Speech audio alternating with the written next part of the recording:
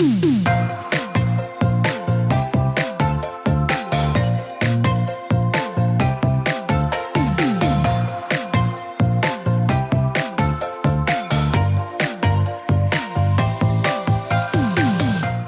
to the Plant-Based Podcast. Did you know that plants are truly amazing?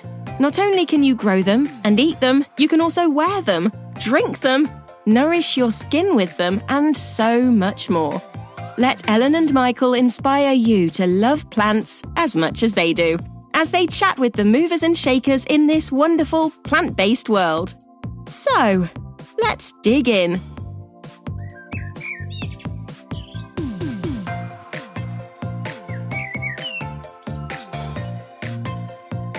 Hello plant lovers, it's Ellen Mary here. On this week's podcast episode, I'm bringing a special to you. It's the second in 8 special episodes throughout the summer where Michael and I will alternate each week. Yes, we are going it alone, just until Series 5 starts in September.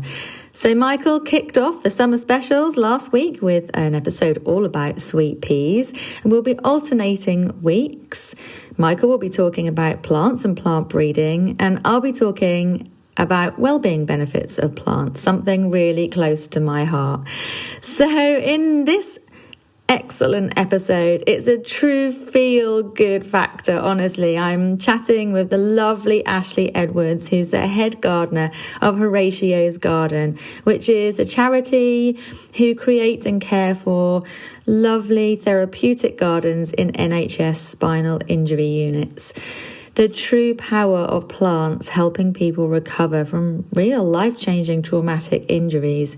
It's absolutely astounding. It's a great episode. I hope you enjoy it so much because plants really do make people happy.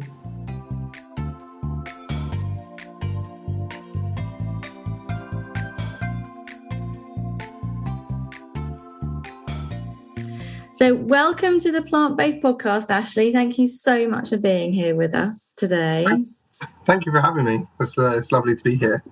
Oh, it's funny, isn't it, when you see someone on social media a lot and you see them in real life, or this is as real as it gets right now, okay, on Zoom, but you do really feel like you sort of know them or know what you do, at least, from seeing your posts, especially on Instagram. But I don't, for listeners, tell us about your journey into gardening first. Like, how did it all start for you? Well, I mean, I've always had a real interest in horticulture and being outdoors and nature, and I've always found it very therapeutic in a way. And I just love being amongst trees and the sound of birdsong, and I've always loved that. So when I was young, like my nan used to take me a lot to Kew Gardens, and I think I learned a lot from my visits there and just got really interested in plants, really. And then I grew up in a flat, in a council flat in London, so I never had a garden. But the neighbour that lived downstairs, she used to invite me down on a nice summer's day to come and help sow seeds. And so, there's been people, I guess, in my life early on that kind of got me interested in horticulture. And from there, I started working in a garden centre, and then did my formal studies at Kew Gardens. And then I took a year and went to Longwood in Pennsylvania, and also did a management internship in Sicily. So, you could probably just see my face then when you said you'd done that at Longwood in Pennsylvania. It's like a dream for me to go there. I'm so jealous. No. It's an amazing garden. Like, it's so blousy and over the top, but like in an incredible way. And they just have the biggest displays you've ever seen. Their motto was like, when we were planting, they used to say it's not done until it's overdone. It was just like, I love that so much. Schemes. Yeah, so I really liked it there. So I've really that's where my main experience has come from, those places, really. So you've basically enjoyed sowing seeds as a child, as so many of our guests on the podcast say that they've, at least their memories or their first time in the garden was as a child. So many people say that. And I love that. It shows the importance of introducing children to the outdoor world. But you've had two like exceptional experiences training at Kew and then at Longwood. I mean, that's like the horticulturalist dream, isn't it? Surely. What was it like training at Kew? Well, Kew is an amazing place. It's got so many resources and, these incredible collection of plants there. And the staff are so knowledgeable. And there's so many people you work with that, are really happy to share that knowledge. So you've got some of the world leading experts at Kew, really. That was an amazing experience. And also to work with the public and work in a big public botanic garden was really a useful experience, because you're interacting with people all the time, answering questions, and that helps you to learn things as well. And then it's a very intense, the Kew diploma is very intense. So you're doing 9 months of work and then 3 months of studies, but throughout that you've got all sorts of different things like plant ident, and it's an intense course, but it was definitely worth it, and it opened a lot of doors as well going forward in my career. And then Longwood was because Kew's still it was quite a traditional place to learn, but Longwood was kind of I don't know how to explain, but very different. Different kind of set of rules and lots of big schemes and planting, and they had lawn inside their greenhouse, which was crazy to me. It was very much the student program there was amazing as well. We went on lots of trips and to visit different gardens around Pennsylvania, and they have lots in Pennsylvania. I think it's one of the biggest garden states, and again, people there are so knowledgeable and really willing to share their knowledge, and that's what I love about horticulture. So many people are really willing to share, and that's something I like to do as well. Share knowledge and help people learn. I love that. I love the fact that Longwood's motto is it's not done till it's overdone. That's just the best thing ever. But also, I don't know if that's their official motto, but that's something that I remember somebody telling us. We'll make it. We'll make it the official motto now. It is now, everyone. I would absolutely love to go so much. I spent some time in America, and it was one of the gardens that I wanted to visit on my list. And then there was a pandemic, so I didn't actually get anywhere. But I definitely would love to go there. It just looks really wow. So great experience. Yeah. It's a bit mind-boggling, really, when you go there and see. And especially they've got this huge fountain garden, which is just craziness, with lights and music and all sorts of things. Oh my gosh, I cannot wait. So from Kew to Longwood, now you are in London. You're at work at the moment, aren't you? And you're working for the marvellous charity Horatios Garden. So can you just tell us a bit about the charity, what you do and what your role is there as well? Yeah, of course. I'm in my office at the moment, so it's a bit messy, so excuse the mess. But Horatios Garden is a national charity, and it builds beautiful functional gardens that are attached to spinal injury centres, NHS spinal injury centres across the country. They were started, the first garden was built in Salisbury, and Horatio Chapel, who the charity is named after, was a young man who tragically passed away at 17, but he was conducting work experience at Horatios Garden in Salisbury. His father is a spinal injury surgeon and his mother's a doctor also. So he was conducting work experience. He did a survey of what patients would like in a garden. And from that survey, the results, they used that as inspiration for the first garden in Salisbury. So his legacy, is a bright and vibrant legacy that gives a lot of hope to people that are in these tough situations living with a spinal injury. I work at the London Stanmore Garden, and it's attached to the Royal National Orthopaedic Hospital in Stanmore, and it's the 5th Horatios Garden, and we opened last year in September. So the planting is just almost a year old now, but looking around, you wouldn't know it. It's so established. This year's just been that crazy for growth. It's just exploded. The weather has been mad this year, hasn't it? I don't know about there, but in Norfolk, it was so dry. Then it was so wet. Then it was so sunny. And now it's just a bit in the middle of doing nothing. Yeah. But from the sun to the dry to the rain, everything just went whoosh, like all of a sudden, So this may be a really good year to get a garden established, actually. Yeah, I think the rain has definitely helped. Definitely. Yeah, everything has just exploded into growth. But yeah, so the idea of the garden is that it's fully accessible for patients in wheelchairs and beds. They can come straight out from the ward into the garden, use it as a sanctuary, really. A lot of the people that are here, they've had a life-changing injury, and they need that space to process and have just some solitude as well sometimes, because the ward is a very busy place. You're sharing a room with 4 people you don't know. It can be hard to have private conversations. So the garden provides all these things. And it also gives people some normality and helps to feel that you're not in a hospital environment, and also not be reminded about your disability. You can use the garden as you want, and you can have your visitors outside, and it just adds a lot of joy to people's lives here in the hospital. That's incredible. I mean, it is amazing. We often talk about how therapeutic plants are just in everyday life. When you go into your garden or you're looking at plants, you just need some peace. Like, I go to the allotment sometimes for peace. Sometimes I go there to do work. Sometimes I do go there because I just want to dig and, get it all out, Yeah. It is therapy. But you're looking at this from a place that, people have, like you said, perhaps had life-changing injuries. They've been through a really traumatic experience. And to have a garden to go to, that must make such a big difference to their recovery.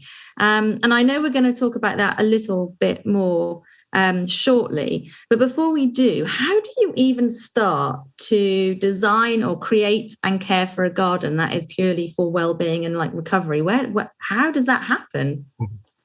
Well, I think the charity, Horatios Garden, is one of the kind of leaders really in designing these gardens. And for every garden, they choose a different garden designer. So the London garden was designed by Tom Stuart Smith. And so everyone kind of puts their own touch on the planting and stuff. But the main aspects of it is it has to be fully accessible. So you have to think about the floor material. So it's all resin-bound gravel. So it's a completely smooth surface. And that is actually one of the hardest things to do, is to create a completely flat surface without, so that's always big groundworks that go in. And then you think about sight and sound. So the garden should have something all year round, because patients come here all year round. So something to stimulate people all year round. Scent plays a really important role, because that's very stimulating, and it's a great way to engage people with the garden as well. So often, we grow scented leaf geraniums, for example, and we get people to engage with those. People are always blown away by scent, I think. And then, everything is automatic. So we have garden buildings that people can go into and shelter from heat or rain. And all the doors are automatic. And we have raised beds here that, provide, so you can see things from different heights. So I think Cleve West, when he designed Salisbury, he actually went around the garden in a wheelchair to get that perspective, because it is a completely different perspective. And I've been around as well in the wheelchair just to see, the levels of the planting, and it does make a massive difference.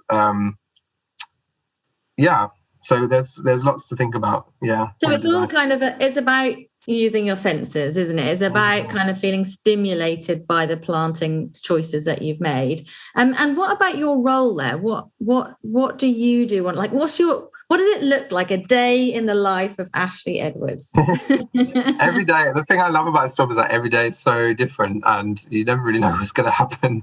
And you get all sorts of patients from all around London and the southeast. Our catchment area is something like 5.8 million, I think. So loads of different people from all walks of life. So it's great meeting different people every day. But I'm the head gardener here, so my general day is managing volunteers. So we have a team of 18 volunteers, but which we wouldn't be able to run the garden without volunteers. So we're always very grateful for the time we are given, and we're always looking for new volunteers as well. There you go. There's a plug, everyone. If you'd like to work at an amazing charity. Yeah. And yeah, so I'm organising the day in terms of the garden tasks, what needs deadheading, what needs watering, general garden maintenance. But then I also run horticulture workshops every day. So I'll work with patients directly. We do seed sowing, we make like succulent bowls, we do potting on vegetables. And for a lot of patients, they've never done gardening before, especially the London patients, because they live in flats. So it's a great opportunity to learn new skills for them. And they really enjoy it. And it's something different outside of the ward, and just be outside in nature for a while. So I find that really fulfilling. I love that part of my job, being able to work with the patients. And it really does help with, hand skills, motor skills, fine hand movements. You see an improvement when people practice these things over and over again. And some people do a lot better in the gardening than they would in occupational therapy, because for whatever reason, they just they become really engaged in it. So yeah, it's a really great way to engage people. How can you not be engaged? When you start to garden, you get the bug no matter what, don't you? Like, seriously. You see, especially if you see like good results, like in the greenhouse, we've got chilies and tomatoes and people are like, wow. So, and you There's taste nothing them. like that. Yeah. There's nothing like that. I sowed that seed, I nurtured that plant, and oh my gosh, now it's a chili. That's amazing.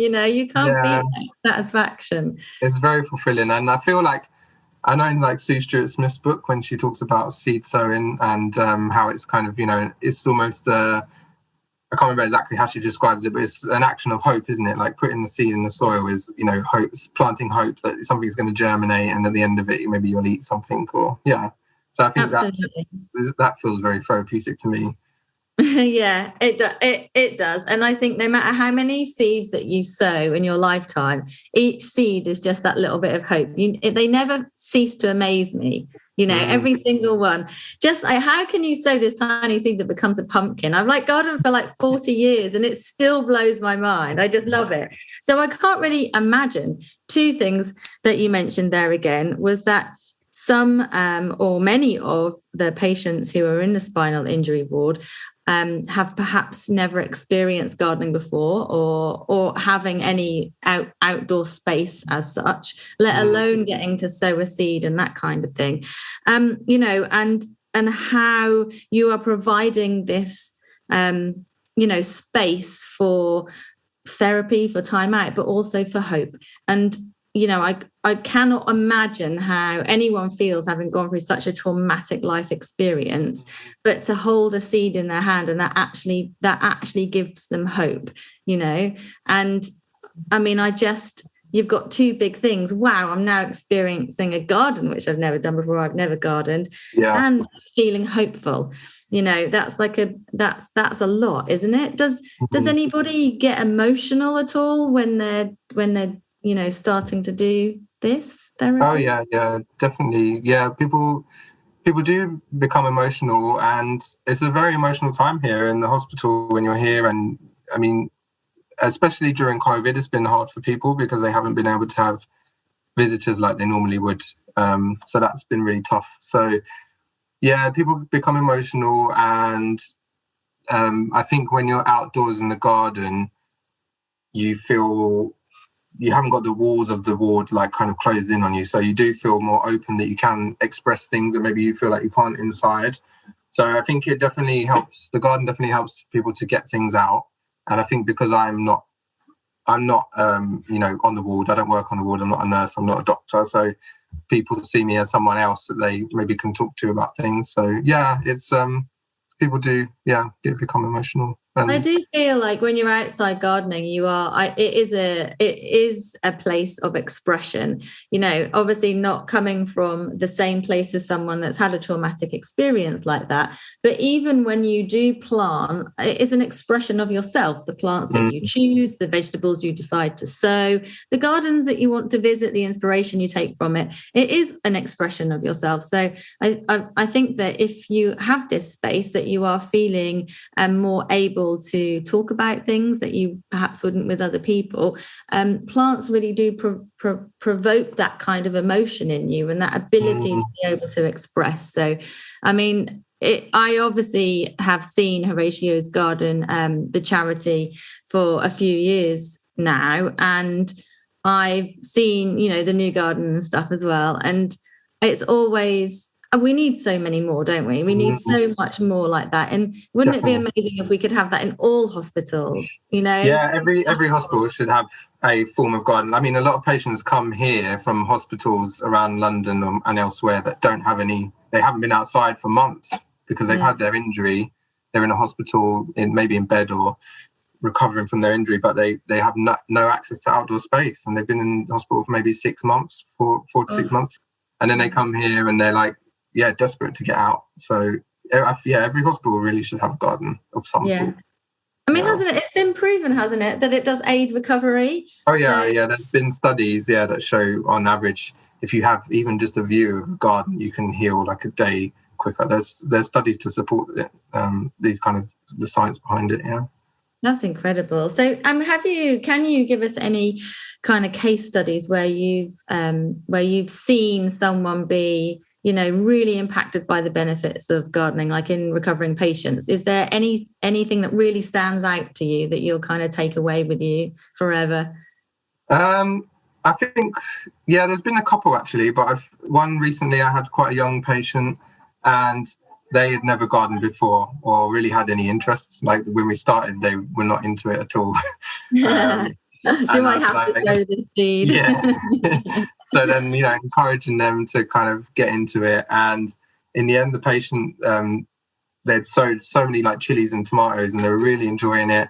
And at the end, they told me, when I go home, I'm gonna grow things. I'm going to continue to grow. And they wanted to take their little plants home that they'd sown. So I gave the plants to them. And that was like an amazing moment for me. That's something, I would definitely remember that forever. But and there's been other patients that have very kind of restricted hand movements. And then they've obviously, with the help of occupational therapy, begun to get stronger and stronger. And then, so they start off not really being able to hold seeds or anything. And then at the end, the specific patient was sowing seeds by themselves into pots, and it was just like an amazing thing to witness them doing that by themselves, where at the beginning I had to almost hold their hands to help them do it. So those kind of things you take away with you, and it's very it can be emotional as well as a job, like to see this, to witness the change in people. Very fulfilling.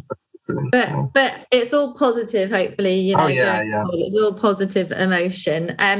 Is there like a time in your life that when you realize that gardening is so important for well-being, for you, is there any point that you can think, you realize why it's so good?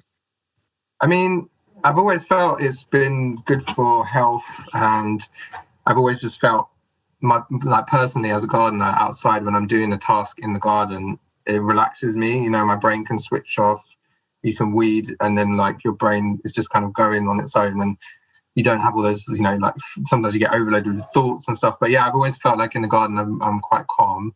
But I think last year, like during the pandemic, I was gardener in charge at Strawberry Hill House in Twickenham, which is a public garden with a kind of museum house attached to it.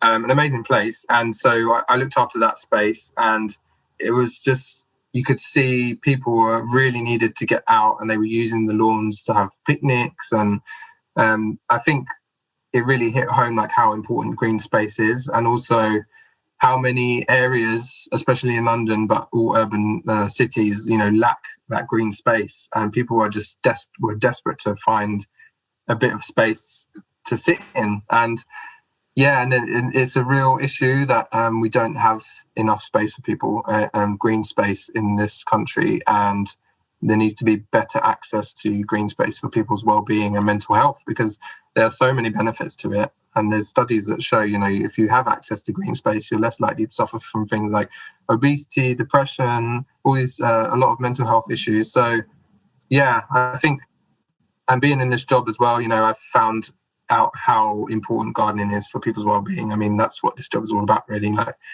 elevating people's well-being and mood and through plants. So, I think those situations I've really discovered. I mean, you're seeing that on a daily basis. You're seeing people's well-being improve on a daily basis, which is incredible. But throughout the pandemic, you're right. You said if you garden, you feel calm, and all the noise, in your brain, like what's going on kind of floats away, doesn't it? And you're just gardening.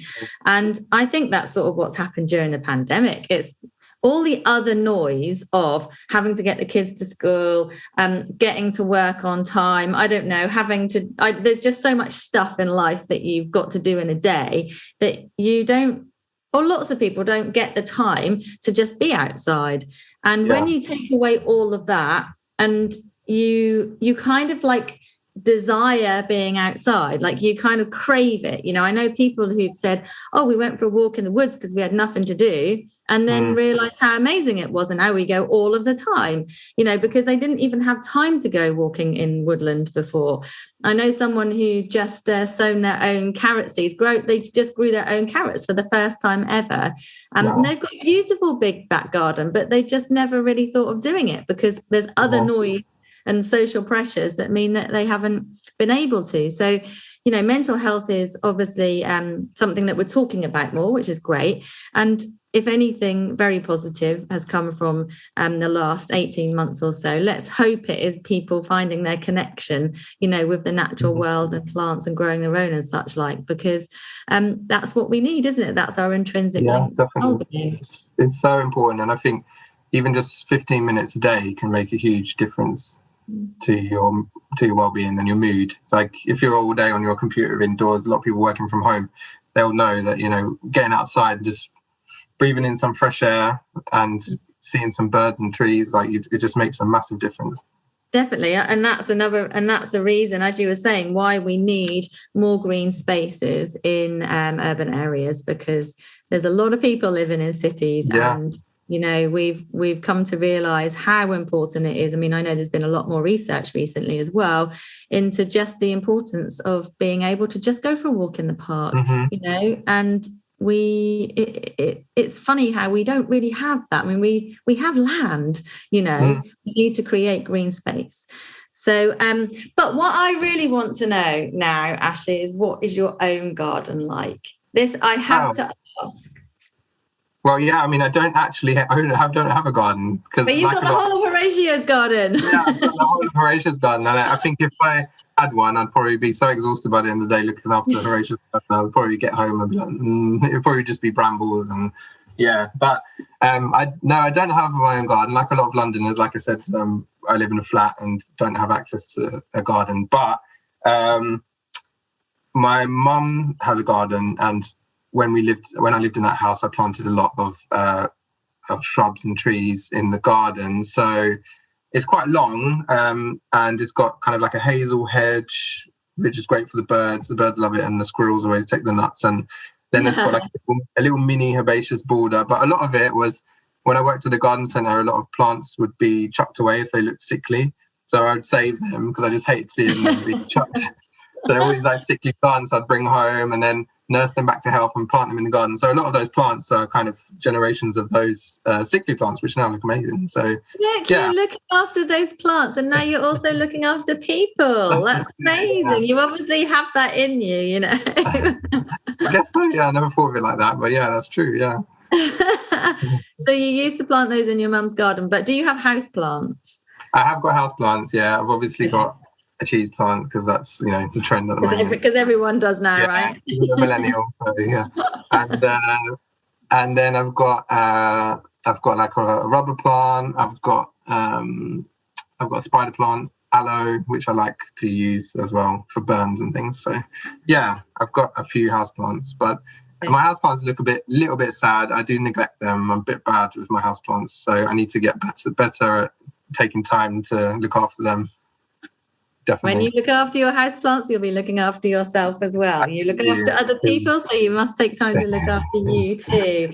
It's funny because, I always wonder about full-time horticulturalists, if they then have time to go and do the garden, or is enough? I'm doing like 5 or 6 days a week in a garden. I don't need to go home and do my own. It's always like builders. I have a friend whose husband is a builder, and he builds these amazing houses, but their house is literally like been unfinished for about 20 years. Because I feel like that might be like full-time gardeners as well. Maybe, yeah. I know some gardeners that have great gardens, but yeah, I think like I'm very satisfied looking after this garden. That's good for me. Perfect. Are there any kind of plants then that are specifically good for your well-being that you love, or any plants that kind of bring back memories, or plants that make you feel good? I guess in a sentimental way, like when I was talking earlier about the lady who her name was Ada, who lived downstairs, we used to sow seeds. We used to sow calendula seeds. So I always have like a nostalgic thing whenever I see them, and whenever I sow them now, I always think back. So I can like picture the garden and all the plants that are in there. I can see it in my head. And yeah, so for me, seeing those seeds in my hand, and they're, calendula seeds, they're so cool, aren't they? They're cute, curly and spiky and just look really fascinating. So yeah, for me, whenever I see that flower or those seeds, that brings back a lot of nostalgia, and it's like a happy place for me in my head, I guess.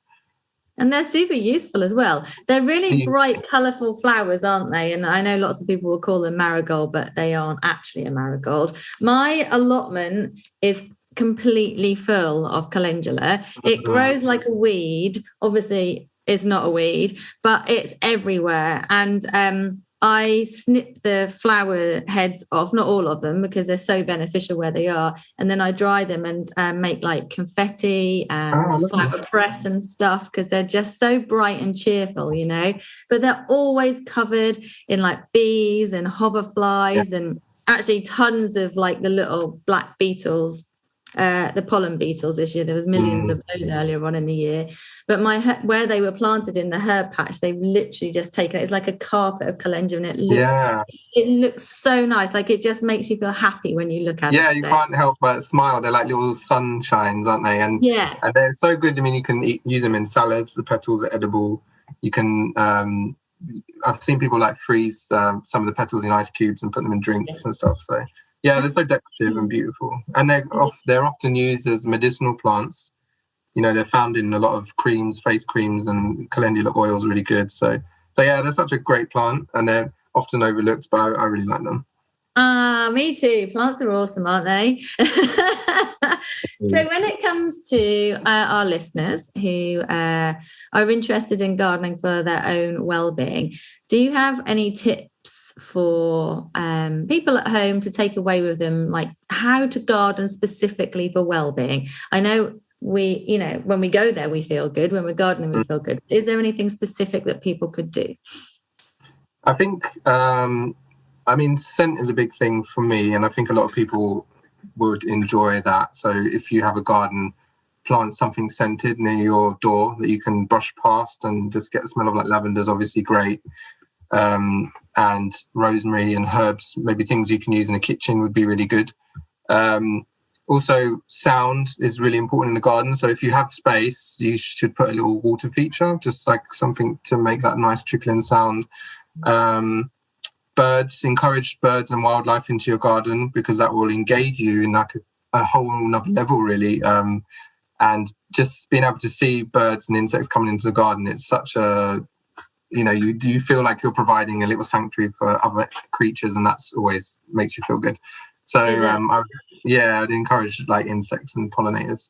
And I think growing something you can eat is really good. So growing tomatoes if you can, or if you don't have a garden, grow something on your windowsill. So do micro salads where you can sow your own salad leaves. Or you can grow houseplants, like we spoke about earlier. Having a cactus or a palm or whatever you want in your house is also going to benefit you. Just being able to see something green is very beneficial. So, yeah, I would take those tips. And I would say only grow what you have time to look after, because what you don't want to do is have loads of plants or grow something very complicated and then it ends up being neglected or dying, and then you feel bad. You don't want to feel bad about it. plant things that will make you feel good, and things that are, if you're pressed for time, which most of us are, then plant something easy maintenance. There's nothing wrong with that. That is a great tip, honestly, because it's true. I think there's a fine line between gardening for your positive well-being and it just tipping over the edge when everything's starting to go wrong. And it's like, I'm not gardening for my well-being right now because this is really stressful. So you don't want to be stressed. You don't want to have like 250 houseplants and be like, oh my God, I'm stressed. We'll change. Exactly. And then it's not so good. So yeah, you're right. I think a bit of planning, just thinking about the time that you have, but also if you don't have much time and you planted things out, just enjoy what you can. Don't worry if things are getting overgrown or there's weeds or whatever's happening. Just enjoy being outside. I think that's just like the most important thing. And you were saying also about sorry, I was just literally distracted by a huge butterfly that just kind of flew by the window, and I just caught his outline, and I think it's a red admiral, which makes me so happy because I've got a buddleia right there. And one of my neighbours asked me if I was going to remove it, and I'm like, no, because it gets covered in red admirals, and then there hadn't been any yet this year. So I'm like literally sitting here, and now I've seen one, so all is well. That's funny, I've got one just outside the office window here as well that I keep seeing flies landing on. Yeah, I think buddleias get such a bad rap. They maybe I feel like that, like butterflies and bees absolutely love them, and that you were saying, like, encourage biodiversity into your garden, encourage other species in, because you do feel really invested then. You feel connected, don't you? And you've got something to enjoy and look at and spot, and if you've got kids, it's like write down a list of all the things that you can see.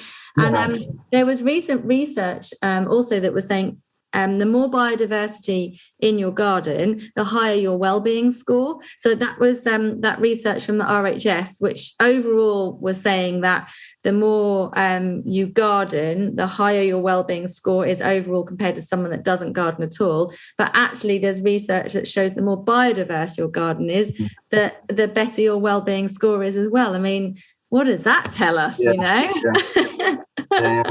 That's cool. Garden, everyone. Get out in the garden. Anyway, thank you so much for coming onto the podcast, Ashley. It's been a pleasure to speak to you. In all seriousness, the work that you do is so admirable. It's so important. And I'm sure that there are very, very many patients that appreciate you.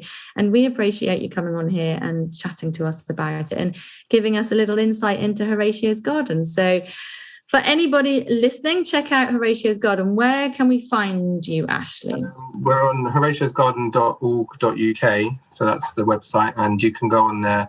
You can find all the information about the other gardens as well. So it's really good to see what they do. And then you can support us, become a friend if you want to, and support all the work we do with patients. And if you want to be a volunteer out of London, please get in contact through the website as well. And then you can find me on Instagram. I'm at Plants for Wellbeing. So if you want to follow me and see what I do on my day-to-day work, you can follow me on there.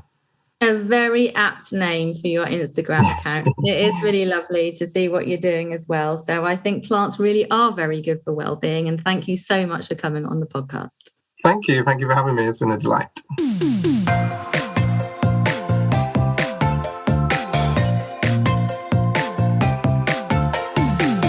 The music for the Plant-Based podcast is part of the song Grow by Mikey James, and our editor is Gareth Patch of Semi Echo.